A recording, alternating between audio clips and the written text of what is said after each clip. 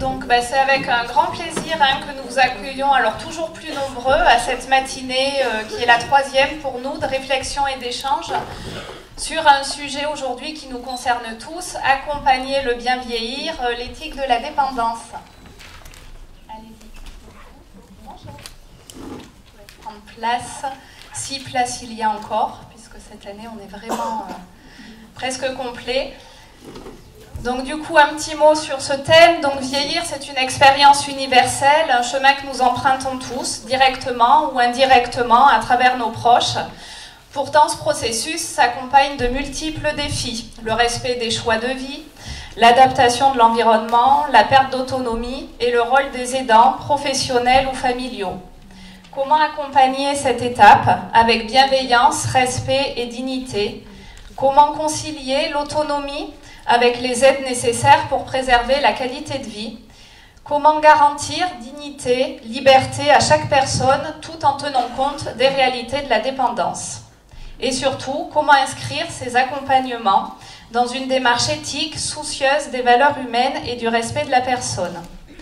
Pour nourrir ces réflexions, nous aurons la chance de profiter de l'éclairage de divers intervenants, professionnels et partenaires, mais aussi de témoins cette année, que je remercie vivement pour leur présence et qui vont permettre l'animation de 2 tables rondes que je vais vous présenter. Donc Arnaud Delmaher, psychologue et animateur du comité local d'éthique, ouvrira tout d'abord la première table ronde en nous proposant un petit échauffement cérébral. Il sera suivi par l'intervention du docteur Sandrine Malegui du centre hospitalier qui nous parlera de la vieillesse et du vieillissement et de l'activité physique. Ensuite, Corinne Liovel, qui est la directrice du dispositif d'appui à la coordination de la Corrèze, abordera le thème de la complexité dans la coordination de parcours.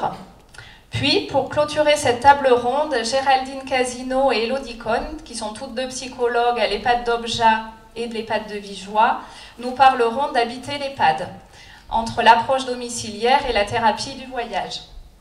Suite à cette première table ronde, il y aura 5 à 10 minutes d'échange avec la salle, de questions qui seront animées donc à nouveau par Arnaud et par Céline Lavaux, qui est infirmière à l'EHPAD et référente du comité local d'éthique. Puis on ménagera une pause entre 10h35 et 10h50, donc vous pourrez vous retrouver dans la salle à côté autour de café, de collation, qui seront servis par nos résidents du foyer de vie de Lubersac dans le cadre de leur projet inclusif du coup de pouce service, que je remercie à chaque fois pour leur aide précieuse. J'insiste sur le timing des 15 minutes parce qu'il y a beaucoup d'interventions et pour le bon déroulement et le respect du format, nous devrons nous retrouver en salle à 10h50 puisque nous amorcerons la 2e table ronde et qui démarrera donc avec nos collègues du CCAS, Madame Jessie Lascaux qui est assistante de prévention et Cécile Tibergien, j'espère que j'écorche pas les noms, qui nous parleront de la place des animaux dans leurs établissements. Nous aurons en suivant nos collègues Lucie Deladerrière, directrice, et Chloé Panier du foyer de vie La Maison Heureuse de Brive, qui feront un retour d'expérience et de témoignages de résidents qui ont changé de lieu de vie, d'un foyer de vie vers l'EHPAD, et le témoignage aussi des parents co-tuteurs.